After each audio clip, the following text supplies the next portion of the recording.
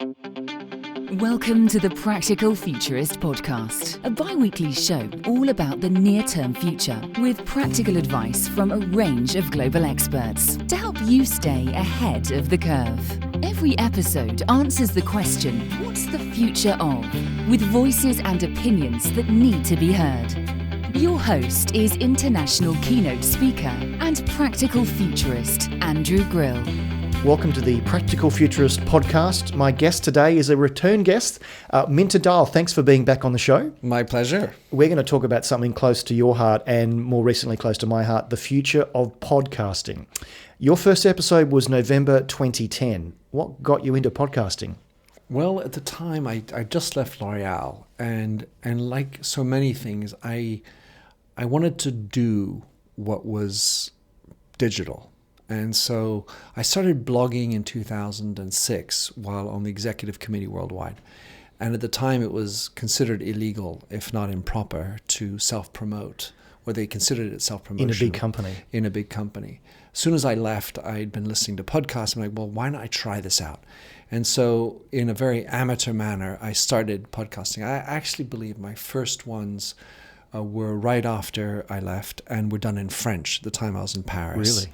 So I started podcasting, and I wanted to explore what it's like, and then be little by little hone not just the technical aspects, but my interviewing skills. I remember years ago in Adelaide, I was offered to be on the university radio station, and they had a slot that was 3 a.m, and I declined that. But I always look back to think, what would have happened if I'd actually taken up the offer? So now I get to do that, because essentially podcasting is a radio show, really. Yeah. Well, that's why I used to, first of all, that you might have become a night owl. But secondly, I used to start off, podcast, the word seemed so gauche. Do you know where the word came from? Well, I think the lore basically says it's the difference between a broadcast and the pod. Pod is came probably from the iPod, yeah. And so the broadcast iPod, and that's how it probably came together. So what do you get out of podcasting? All right, so the very first and most important thing is I learn. So I seek out individuals who I think are interesting, done something, and they don't need to be grandiose people. They just, I think if you get your listening skills turned on, everybody you can learn from. So I seek out people that I'm interested to hang out with, and by the nature of recording, inevitably the other person feels like they need to show up. And so then in that moment, you get to learn stuff. You're just not going to come with your B game, where you don't want to come with your B game. So because you're on mic, everyone's going to hear what you're saying. That's it. Do you think podcasting has replaced blogging? Well, I think that blogging certainly has come under pressure. And so, for having blogged for so long, I can see that the volume of people listening and comment or reading and commenting has declined. And so podcasting is competing with blogging in terms of getting our attention span.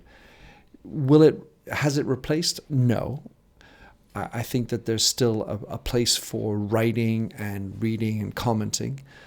But I do think it's a really interesting avenue for individuals, authors, of course, but also companies. Why do you think now is the time for podcasting? I think it has been the time to podcast for quite a while. I think that people are now becoming more accustomed to the idea of podcasting. There have been certain podcast shows that have really generalized the ability, like Serial in the United States or your pet show down in Australia. And so you've seen the major media companies create more regular, well-produced podcast shows that are consumable on your time. And so that convenience factor, the more seamless experience of downloading it, that it's now come around as opposed to where it was in the beginning, it's easier, has made it easier. And yet there's still plenty more room to grow. So now maybe because there's still plenty more room to grow. Yet I would say that you shouldn't just launch a podcast for the sake of doing a podcast, which is what I did at the beginning. Because I was just in the experimental mode. If you do a podcast, you should be thinking about it as a long-term engagement, just like blogging in the day. And you want to think about why you're doing it. Because, by the way, it takes energy, effort, resources. And so if you're going to do it, you better be aware of why you're doing it. And that's going to help you get up and do it. Do you think podcasters will become the new influencers when we've got fatigue from these Instagram influencers and brands realize they're not getting anything out of it? Do you think podcasters will step up to have that level of authority? I think it depends on the platform that you have. There's definitely, obviously major podcasters where you have 30, 40 million people downloading it every week. Yeah, that's significant influence. Getting on their shows, by the way, good luck. Really? Yeah. Well, of course, because Joe Rogan, Sam Harris, and so on. Yes. You'd love to be on their show, but it's going to be difficult because they're much more selective and they're much more aware of their influence now. At the beginning, when you were an influencer, it was sort of kind of fun. Oh, I've got 1 million followers and so on. And they've become much more sophisticated and much more demanding. And ultimately, the thing about podcasting, which is interesting, is that it's hard to hide. Yeah. You can manicure a beautiful photograph on Instagram. Yeah. You can cut and paste, delete, re-edit a blog post, but it's a whole lot harder for you as the podcast producer in this case to edit Minter. So what's coming out of my mouth with the emotion, the intonations, you as a listener are much more capable of detecting bullshit. But I think also for the podcaster, they are on show. If they're not an expert, it'll come out. And if you're having a conversation like we are, and I'm just sitting here nodding and saying, that's nice, next question, without actually being involved in it, I think that's what draws people in and the reason why I'm doing a show with guests rather than just me, no one wants to hear my voice. I want, as I say in the intro, these are voices that need to be heard. Well, that's kind. And I think that what's interesting, Andrew, is that more as a podcaster, it also can create a much better environment and conversation. And so by the nature of the questions you're asking, you, of course, in my opinion, demonstrate knowledge. Because, and it also demonstrates who you are as an individual. They get your vibe. And by the way, they're going to hire you as a speaker, so they better want to listen to what you say. But I think that there's this rawness to it that makes it, in the intimacy of the ear, a really interesting medium in order to vehicle messages. You mentioned before about what brands and companies can do. I've started to listen to a few branded podcasts. Do you think that's the next area that brands can really explore? It really depends on what they're trying to achieve. So if in their strategic overview and in imperatives they have a specific need, maybe podcasting is the answer.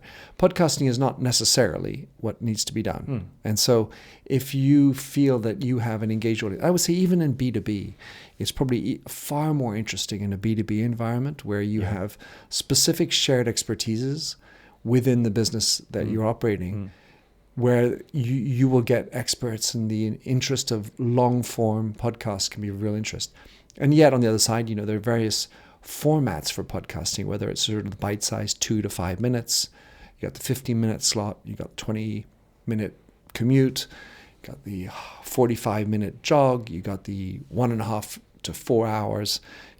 People who just like to spend their time in a constant audio manner, maybe while they're ironing or doing other activities.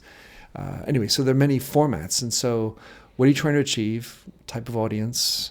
And I think the key point then is to think about it as a long-term ambition, because, by the way, at the beginning, for the most part, you're going to get very few people listening.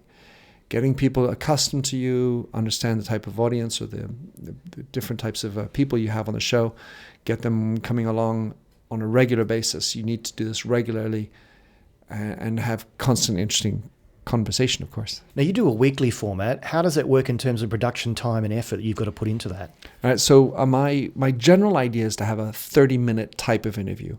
When you add in the post-production, the pre-roll and the post-roll, it all ends up to around about 35 minutes. I inevitably have to do the interview, and then I have to listen to the whole interview at the end to make sure that it's all good. So from the time I find, set up, do the interview, post-production, I think every show takes around 3 hours, because I also have the show notes and everything else. Yes. Have you got a favorite guest you've had on? Well, the one that comes to mind is a doctor, Jack Kreindler. I would characterize Jack as an incredible polymath. He lives in London. He operates on late-stage cancer and does it, on top of that, does surgical operations at high altitudes. Oh, wow. He's a high-performing athlete himself, and also does medicine for high-performing athletes. So he has this combination of things that he pulls together. On top of that, he's an entrepreneur with a lot of things. Anyway, so I could have gone on for hours with Jack. A second person who's coming up is a professor of sleep. Oh, wow. Who was one of the first people ever to teach sleep. He's a PhD in sleep, behavioral psychology, and he was from Stanford, and he taught for one semester, one course at Yale. And because he had been taught by a guy called Bill Dement, who's the sort of godfather of all sleep. Anyway, Mark Rosekind is his name, and he went from being a sleep teacher to training astronauts on how to sleep, to being on the board of the FTSB, which is the Federal Transport and Safety Board in the United States, to running NHTSA. And now he's doing a startup on the autonomous vehicle. Anyway, that kind of a personality I could just eat up every day. How do you find guests like that? He sounds amazing. How do you find someone like that and find them constantly every week? Well, not only is the challenge finding them, is pinning them down. Because this is the challenge. And I basically, I never promise anything big from them, but I promise to have an interesting conversation. Yeah. And so I when I write on my blog that I want to meet interesting people, I find these people, I tag them down, and then I do everything I can to get in their wheelhouse and attract them on. What should podcasters avoid? Are there things that they shouldn't do? If you're insincere or inauthentic about doing it, that's a no-starter. I think that you should avoid being too amateur in the production. Mm-hmm. I think we've now gotten to a more sophisticated level, and if you have a crummy recording device and the sound's not good, people are going to switch off. They have so much choice now out there that you can you'll get tired of it. If you're going to do it, don't do it just for and fizzle out. Think about it strategically. Yeah. Figure out why you're going to do it over a year. Maybe think about the types of guests you want to have on. If you're going to do guests, you might be just desire to do individual, and make sure you're clued in heavily into why you're doing it. If you're not clear on that, then don't start. Yeah, good point. What's the last podcast you listened to? I listened to The Daily, actually, this morning, which is done by the New York Times and does a nice 20-minute, more or less in-depth, if you can call it in-depth, review of some kind of news item. There's so much that's going on that's of interest. I would like to suggest listening to Sam Harris's podcast. Used to be called Waking Up with Sam Harris. Now it's called Making Sense. He amongst other podcast luminaries in the United States, are using the platform, I think, very intelligently. Now they're trying to monetize it, but it really is about having long-form conversations with conflicting opinions in a civil manner. And by demonstrating civility in argument, I think it's a brilliant example. He's part of this, what they call in America, broadly speaking, the intellectual dark web. I think that, and they use a lot of podcasting, Joe Rogan, Jordan Peterson, the Femsplainers, a lot of interesting people. Some of them swing a little bit too right, but there's an idea. I was listening to one on the train yesterday up to Cambridge for a speaking gig. I just came across it called 13 Minutes to the Moon from the BBC. And they basically look at T-13 and every episode is 1 minute closer to what goes on. And the guy that produced it actually had some affiliation with NASA. So he's got access to all the people that are still alive involved with the mission. I've only listened to the first one, but it's just a really interesting to literally slice those minutes up into 13 episodes. It really grabs you. Well, it shows you that there's a growing sophistication in the way we're doing podcasting. A friend of mine from Australia, Siobhan McDermott, she has really enlightened me to the opportunities within audio, because while we have just the mics and the voices here, there are also sound effects and silence and different ways you can play with the mind and the listening with this little pod in your ear that are getting much better. And there's some brilliant investigative podcasts that can bring you in maybe from a more morbid standpoint when you're talking about the murder, as in the Pet Show. I don't remember what's called, the Pet Teacher, Teacher's Pet. And that actually spawned a legal case in Australia. It's quite famous. Oh, absolutely. We're still pending because it's still going on. But those are interesting ones. There's another one called Sex, Death and Money. And that's an interesting one by NPR in the United States. But at the same time, it's cultural. It's not just, XXX type of thing. It's really looking at the human being, and the types of conversations they have are quite long form and I think cultivating. And, if we can also aerate our minds and learn to listen and understand different people, that's also interesting. How do you discover new podcasts? And when you do you subscribe or you just search? So my podcasts I will discover, because I'm always talking about them, from other people. And what I do is I write them down and I tip, or if my phone's out, I'll immediately subscribe, because otherwise I forget. I would say that the way I consume podcasting on an iPhone is using Overcast. It's my podcasting service, if you will, for listening, as opposed to the iTunes or the Apple version. Is there a reason for that? Well, yes, because what I like about it is I can organize my podcast to thematics. So I have something like 8 themes, and I organize them within them. So, for example, I have news, but I also have empathy, or I have marketing, or I have AI, new tech, or intellectual dark web, culture. And these are the different themes that I have. And so according to the type of podcast, I then insert them into that. And then that's how I start when I want to listen to my podcast. What am I in the mood for? Yeah. What am I going to be doing? Like, am I running, or am I walking? Am I just driving, or whatever it is? I organize myself through that. And Overcast is very good for that. We talked in the last podcast with you about AI, and maybe AI will start to learn what mood you're in and recommend, looks like you're going for a walk, Minty, you should listen to this. Right. Well, I think, there's so many things that could happen with AI if it were well done to help us, make our lives a bit more convenient and understand us. Of course, we'd have to be willing to give our data. Correct. And sometimes that's a hard thing to do these days.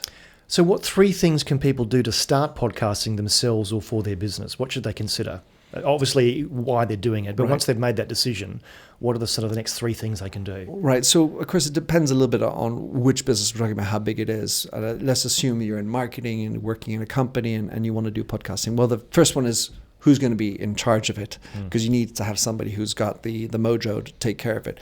Probably want to have a little bit of a techie aspect to it, because there's a lot of fiddling and diddling and learning about it. Let's say the second thing is put a budget to it, because the idea of the organic, it'll get known and be viral. Forget about it. You got to push it, like everything else, and that will require some kind of monies for promoting it.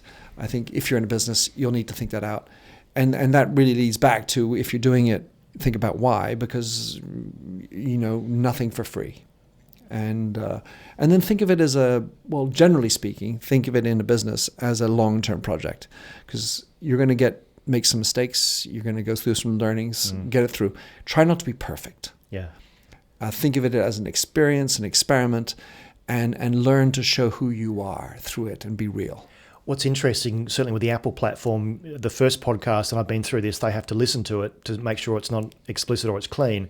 I'm just thinking now, if you're in a business, you've got to ready your legal or compliance people to start listening to your podcast. So rather than reading a document and signing it off, they've got to listen to the whole thing. Well, which brings up another point, which is that if you're in a company and you want to do a podcast, you are best served by having your biggest fans be your internal team. Yeah.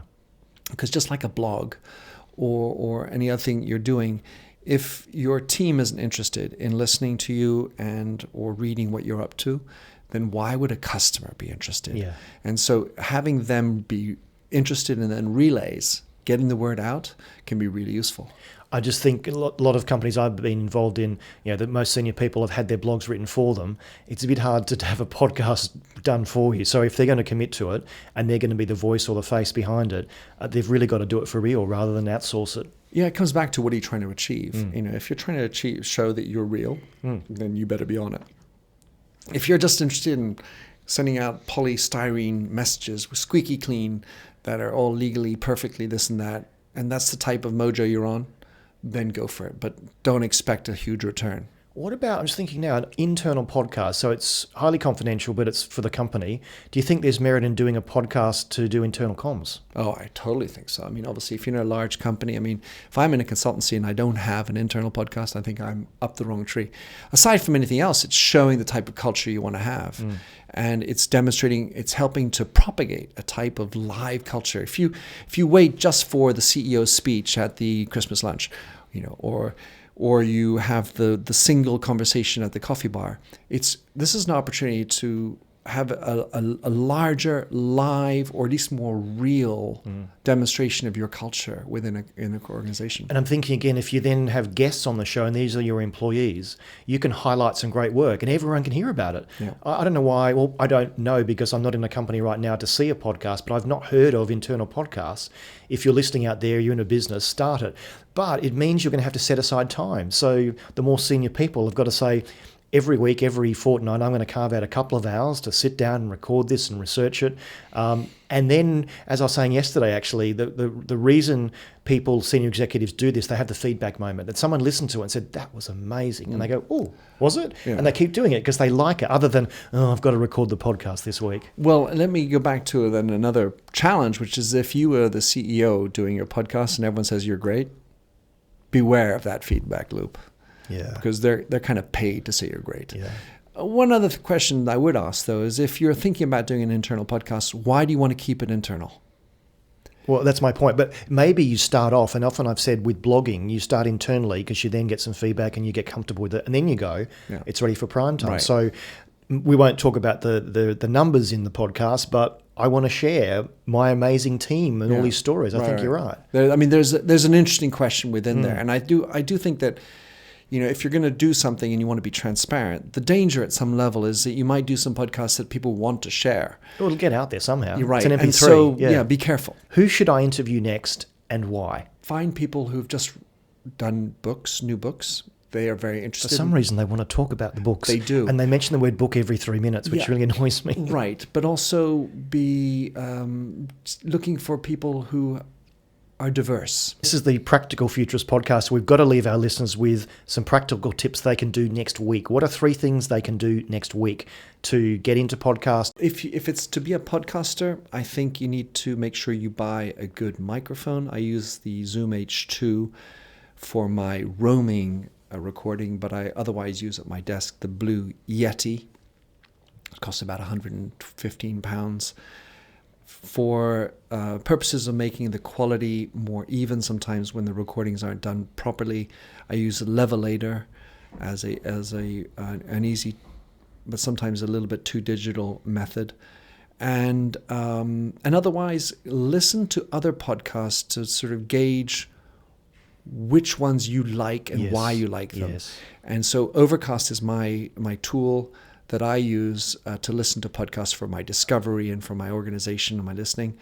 And then make sure that you enjoy yourself. Minter, another absolutely fascinating conversation. I could talk to you for hours. Thank you so much for your wisdom. Where can people find out more about you and your work and listen to your podcasts? Well, thank you very much, Andrew, for having me on again. I blog at minterdial.com. My podcast, I have my show notes on minterdial.com/podcast. It's available on pretty much every podcast service that you're used to listening to, such as Stitcher or I forget them all, iTunes and so on. Basically, my podcast is called Minter Dialogue. Minter, thank you again. Until next time, I'm the Practical Futurist, Andrew Grill. Thank you for listening to the Practical Futurist podcast. You can find all of our previous shows at futurist.london. And if you like what you've heard on the show, please consider subscribing via your favourite podcast app so you never miss an episode. You can find out more about Andrew and how he helps corporates navigate a disruptive digital world with keynote speeches and C-suite workshops at futurist.london. Until next time, this has been the Practical Futurist podcast.